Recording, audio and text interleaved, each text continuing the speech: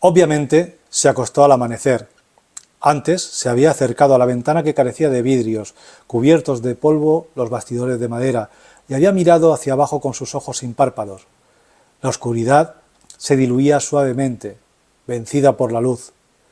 Pasó un ómnibus colmado de obreros. Cruzaron 2 o 3 coches con los focos todavía encendidos. Bienvenidos a nuestra mesa de disección. Cojan guantes y escalpelo y prepárense para abrir la ficción de hoy en Canal. Esto es Ficciópatas.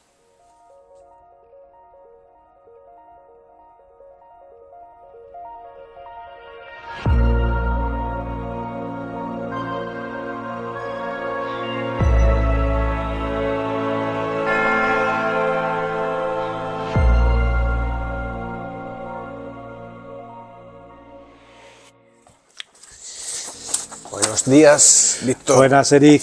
¿Qué tal? Podemos decir feliz año porque no nos hemos visto este año todavía. Pero bueno, a estas alturas yo creo que ya esto se emite el 26 de enero. Y nos hemos felicitado ya el año no sé cuántas veces. Efectivamente. Así que nada, vamos a traigo un relato que me recomendaste y bueno, yo quería, aprovechando que ahora está, no sé si sigue en el cine a estas alturas, o seguirá, Sí, claro. o seguirá cuando se emita el programa. Pues eso ya no lo sé, imagino que sí. Pero vamos a hablar de un relato que se llama Nosferatu. Nosferatu, que no es Nosferatu de Murnau, obviamente, porque está inspirado, como todos sabemos, en el Drácula de Bram Stoker. Efectivamente. Este Nosferatu es de Griselda Gambaro, ¿vale? Que es una escritora que aún sigue viva.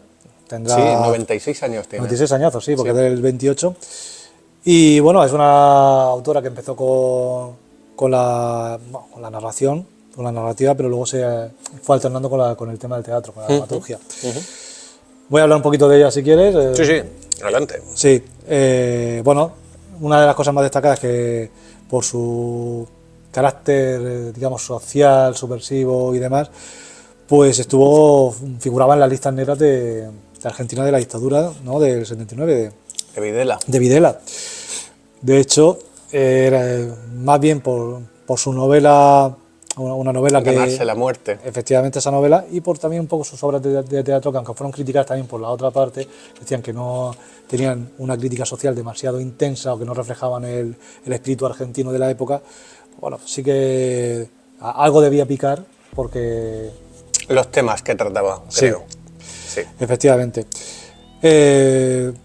Bueno, a grandes rasgos... No sé si sabes que, Dime. bueno, que se exilió a Sí. España, a Barcelona. Estuvo 3 años en Barcelona. Estuve viviendo aquí, en España, y bueno, actualmente reside en Buenos Aires, es hasta donde yo he podido saber. Sí, efectivamente.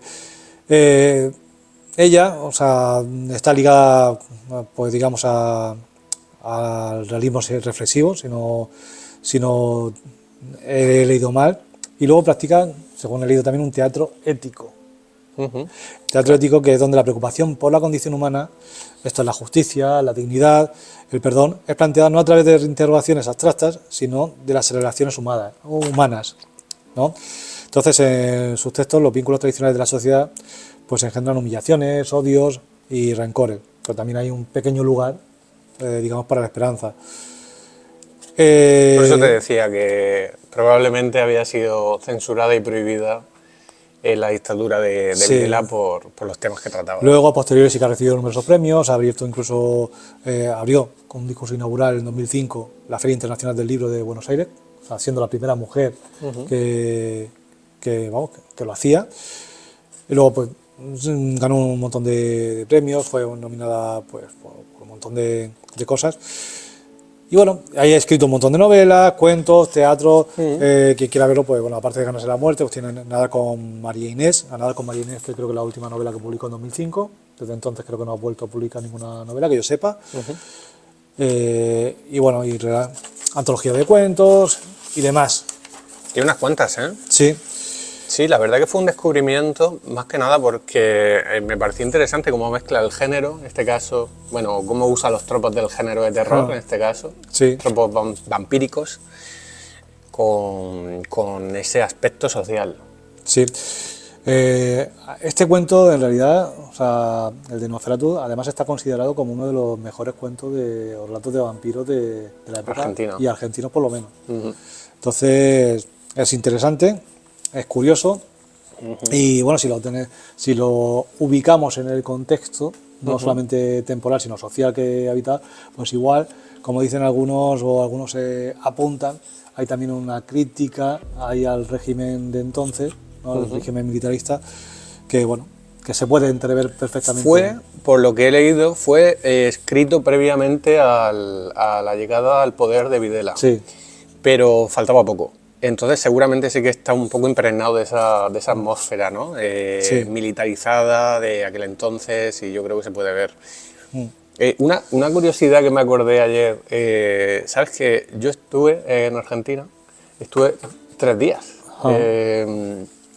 La casualidad de que uno de los días que yo estuve fue el día que Videla murió allí, en la cárcel.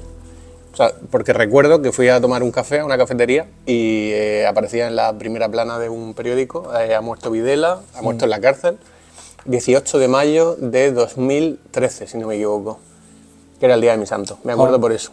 vaya, estaría la gente, imagino mucha gente de celebración también, ¿o no? Mm, O se a ver, vivió como algo... Yo es que estaba en un pueblo muy pequeño de montaña, entonces realmente no estaba en Buenos Aires, estaba en San Martín de los Andes, un pueblo muy pequeño. Entonces no vi ningún tipo de celebración, pero me llamó la atención porque me fijé en el periódico y me encontré con esa noticia y fue como, hostia, esto es histórico, o sea, estoy en Argentina el día que Videla ha muerto, y en la cárcel, igual, pues me alegro. No sé, o sea, fue curioso, cuanto menos. Muy bien, pues sí, la verdad es que como anécdota está... Es una cosa que me gusta contar, Sí, sí. la verdad.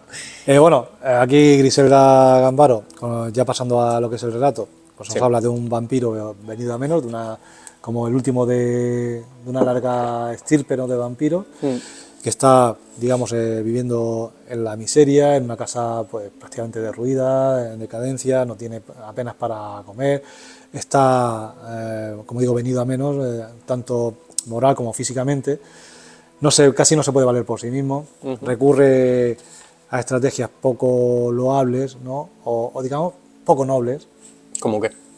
como por ejemplo golpear a alguien en la espalda, a la traición, Lo intenta, sí. sí, lo intenta, pero luego en el fondo también digamos que tiene cierta tendencia a humanizarse, pero bueno, eso lo veremos ¿Va a hacer el resumen? Sí, Pues a ver, pues tenemos aquí a un vampiro que desde el primer momento nos dice que se llama Nosferatu, que es un vampiro, y que, bueno, pues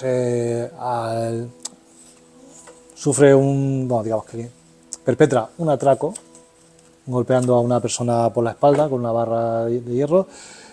Bueno, no sé si consigue hacerle algo, pero el caso es que sí que le roba sus pertenencias, se esconde, se va a su casa, a su cuchitril, y se esconde mientras pasa el día.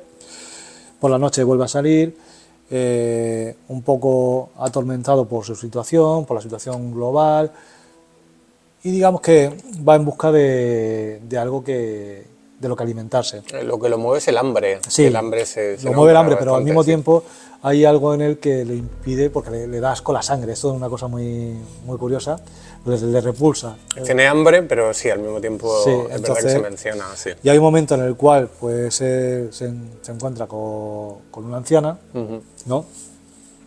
Hace amago de Atacarla. de atacarla para ver su sangre, pero al final pues se da cuenta de que ya no puede, digamos, ser ese temor, ¿no? ese depredador que era antes, y al final acaba desistiendo. La mujer encima, además de... Es un paso en falso, porque va como a atacarla, pero siente una debilidad que creo que es física. Sí. Como que ya no se siente tan fuerte. Pero fíjate que intenta atacar a una anciana, ¿eh? Sí. O sea, va a por alguien débil, más Sí, débil sí. que él. eh, Pero ella le tiende la mano, lo saluda y le tiende la mano para pedirle limosna. Efectivamente. Entonces, ¿qué hace él? Pues en lugar de atacarla, pues le da limosna. Además, le da una cantidad de dinero que además ella dice, esto es demasiado. Y le intenta devolver dinero, pero vamos, lo deja en el suelo y el vampiro pasa de largo. O sea, Sí, no olvida. le interesa el dinero. Acaba en un bar digamos, para intentar alimentarse de algo y pide un vaso de leche. Ujú. Mientras está pidiendo el vaso de leche, pues se encuentra con un policía, se fija en él, ¿no? Porque están buscando a la persona que perpetró el atraco el día anterior. No sé si se fija por eso en él. Eso no o se sabe. No se sabe, es algo ahí que se deja en el aire, pero sí que es verdad que se fija en el policía. Esto, pues, Nosferatu sale tan rápido como puede, derribando algo por el camino, y se sucede una persecución de este policía y 4 colegas más del cuerpo. Aparecen por ahí, sí. Se aparece y entonces se originaba una persecución del vampiro, ¿no? Aquí ya de antemano se nos anticipa que tiene todas las de perder. Que Nosferatu no es rápido, no es tan rápido como antes, está debilitado, tiene hambre, tiene todas las papeletas para no conseguir huir. Y es lo que pasa, al final lo atrapan. Bueno, hay que decir que le disparan, pero disparan en falso, como para asustarle, quizá para... Sí, pasan las balas por encima. Sí, no disparan a dar.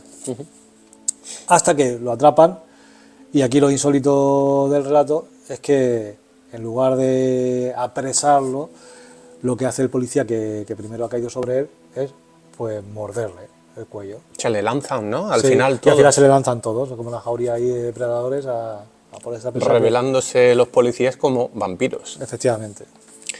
Sí, ese es el cuento. Claro, que no sé si serían vampiros o en realidad dampiros, que pues son los vampiros los que creo que se alimentan de la sangre de vampiro.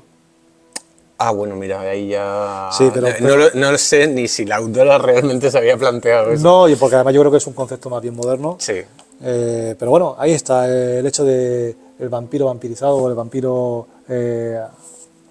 pues eso, exterminado por sus iguales, por ¿no? sus En iguales, cierta sí, manera. sí, Sí. en cierta manera sí. Y básicamente ese es el relato de Nosferatu de Griselda Gambaro. Ujú. No sé cómo vamos de tiempo, Eric, para ir controlando, porque ahora hablaremos de algunas cositas. No sé. Sí, vamos bien. A ver, una cosa que quería decir es que he encontrado, me he dado cuenta que no hay mucha información, ni sobre el relato, ni sobre la autora. Hay información, pero la justa también. Pero encontré un estudio, una tesis, parece, universitaria, en la que se habla de una obra de teatro de Griselda Gambaro que se llama Nosferatu, aparte del relato. Y esto me da la impresión de que ella misma recicló la idea que tuvo para el relato para escribir una obra de teatro. Una obra de teatro que publicó años después. De hecho, esa obra de teatro creo que aparece publicada en el 97, si no me equivoco. El relato es del 70. Sí. O 70 y algo. Sí, del sí. 70. Entonces, lo que pensé, digo, de alguna manera yo creo que la obra de teatro y el relato se espejan un poco y en cierta manera se complementan. Entonces estuve leyendo un poco para ver qué idea podía haber querido la autora trasladarnos a través de la figura de Nosferatu, Sí. de este Nosferatu. Entonces, pues hay varias cosas porque es interesante, me resulta interesante cómo al final estamos hablando de alguien con poder, pero que un poder venido a menos. Sí. Alguien que ha tenido poder y que, bueno, que lo tiene en cierta manera porque es un vampiro, pero que ya está en una posición bastante más débil, ¿no? Ya no es ese poderoso vampiro de antaño, malvive en una casa decadente y sin lujo. Me ha recordado, te voy a lanzar ideas así que me han venido, porque en realidad lo que me han venido han sido sobre todo ideas sueltas, pero ¿tú has visto la peli Solo los amantes sobreviven? De Jim Jarmusch. No. ¿No? Joder, pues te la recomiendo. Sobre la protagoniza la actriz Tilda Swinton y otro chico, no me acuerdo del nombre. Pero se hace un poco ese paralelismo entre el vampiro y el adicto. De hecho, al final de la película van buscando sangre como si fueran dos adictos a la heroína. O sea, van por las calles pero buscando como, ya te digo, como puros adictos, ¿no? Sí. Y me parece que tiene también algo que ver con esto, el hecho de ser un paria, ¿no? Porque al final este vampiro es un poco un paria de la sociedad. No sé, me han venido como ese tipo de ideas, ¿no? No sé. Sí, no, a ver, sí que es cierto que aquí, en realidad, el aspecto de Nosferatu que se nos presenta, si le quitamos el concepto de la sangre y lo cambiamos por la heroína, por ejemplo, casaría bastante bien. O sea, que sería perfectamente asumible como la vida de un adicto que en realidad se ha despojado de todo, que en realidad pues no bebe, o sea, no toma más que esa droga que le hace funcionar en cierto modo, que le debilita, que le aparta de la sociedad, que lo convierte, como dices, en un paria. Que tiene, por ejemplo, ¿ves? Esa cosa que tú has mencionado, de que no le... El sabor de la sangre o la sangre en sí no le atrae, pero la necesita, tiene como esa hambre, ¿no? Y actúa como movido por esa hambre.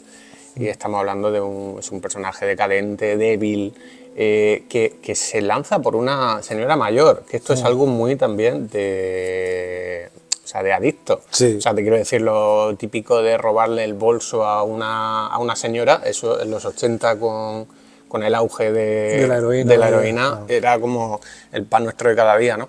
Entonces veo ahí como esos paralelismos, no sé muy bien si la autora va por ahí, ¿no? Pero, y luego también el hecho de que la policía al final acabe persiguiéndolo, porque como hemos dicho no se especifica si es verdad que había un robo, claro, pero no sabemos si el policía se ha fijado en él en el bar, ¿por qué? Claro, claro, efectivamente. Esto además nos lleva a este nuevo giro, ¿no?, de pensamiento, quizás nos lleva también a pensar que igual lo que quería decir la autora, si nos ponemos en el lado de que, por ejemplo, el Nosferatu fuera un heroinómano y la policía pues también fueran adictos a esa droga, ¿no? Que si cambiamos la sangre por droga... Bueno, sí, ¿no? Si hacemos esa equivalencia. Sí, podría poner a los policías en la tesitura de corruptos. Claro. Es que de hecho la policía, tal como se ve en el relato, son unos corruptos. Sí. Y eso también pasa en la obra de teatro, por lo visto, de la que te hablo, también pasa. El argumento de la obra de teatro... Claro, lo que pasa es que en el teatro imagino que como ya tiene... esto fue anterior a la dictadura, ¿no? Y digamos que la obra de teatro fue después, igual ella también ha podido modular Entiendo que sí. para redirigir el mensaje más claramente hacia una cosa u otra. Te doy algunas pistas que me ha dado a mí la obra de teatro. La obra de teatro va de que este vampiro secuestra a una mujer y a su hija, creo, Ajá. y con intención como de beber su sangre o de aprovecharse de ella, no se sabe muy bien, ¿no? Y al final de la historia acaba apareciendo la policía y acaba sucediendo algo parecido, que es que se acaban lanzando sobre él a chuparle la sangre, o sea, a devorarlo, ¿no? Pero hay también cosas interesantes que añaden la obra de teatro, que en el relato, por ejemplo, no está, que es el hecho de que se insinúa que cuando él las tiene arrastradas en una casa, que cuando no está, va... no me sale la palabra, pero como que él suele rondar ambientes gay.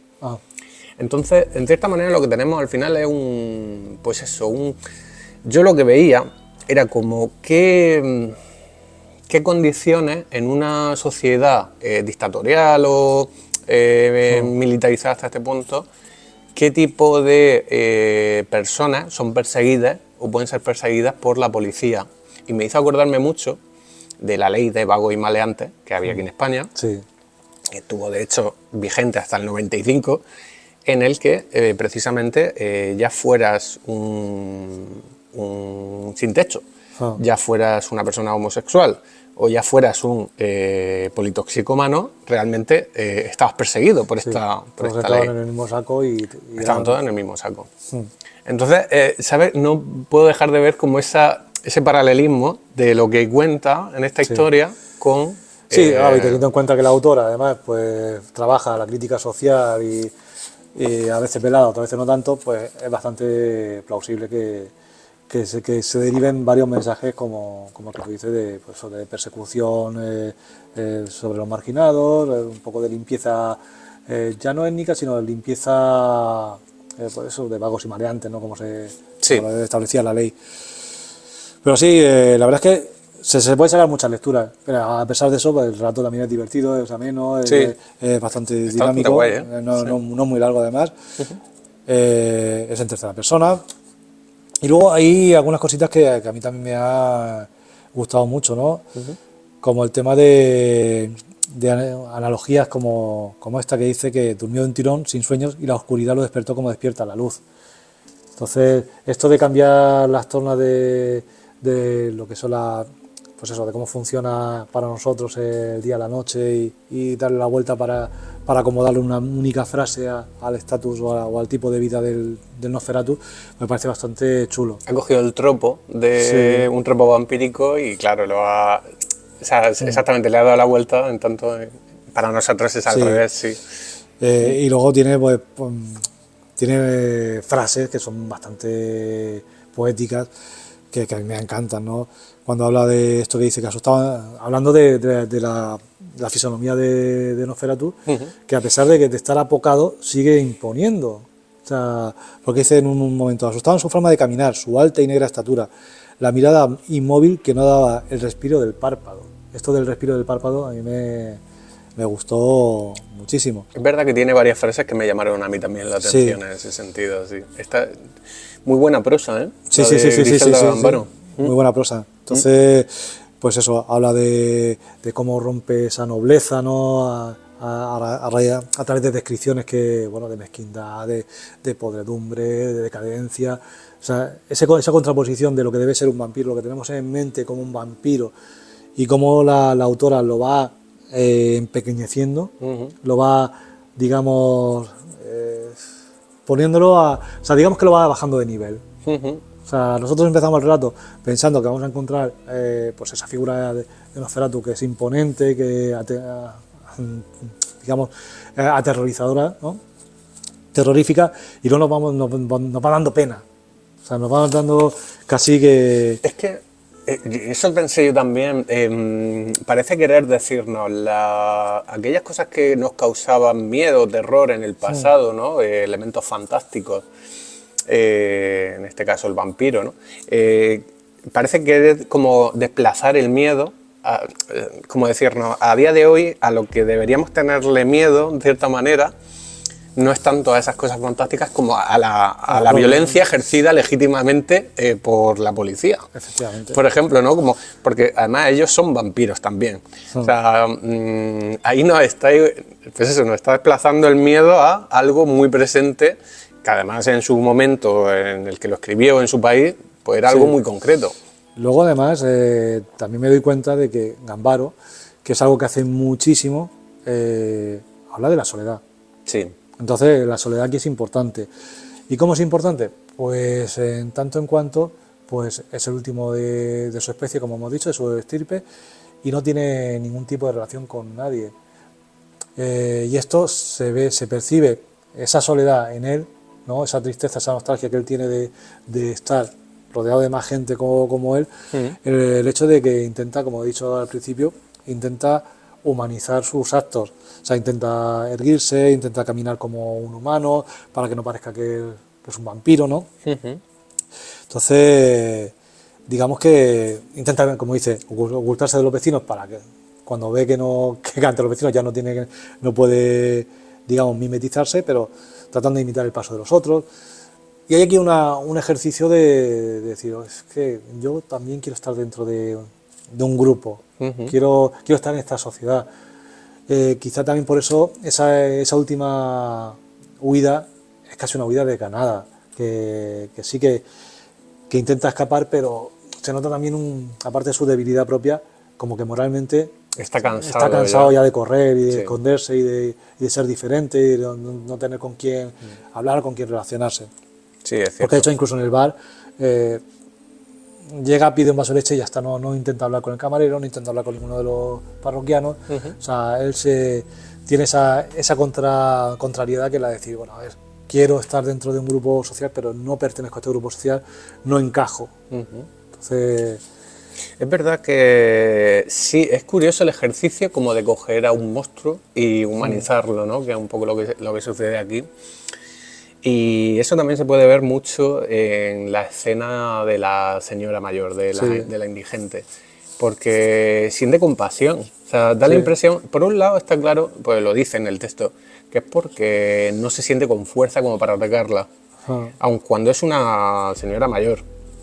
Sí. Pero cuando hay un fragmento que lo tengo aquí, que es que dice, él negó mudamente, o sea, en el momento en el que decide, oye, que no la voy a atacar y saca el dinero, ¿no? Y se lo da, dice, él negó mudamente y se alejó, no sin antes depositarle unos billetes en la mano, como si fuera ese el precio para seguir su camino, el pago del fracaso o de la indiferencia que necesitaba.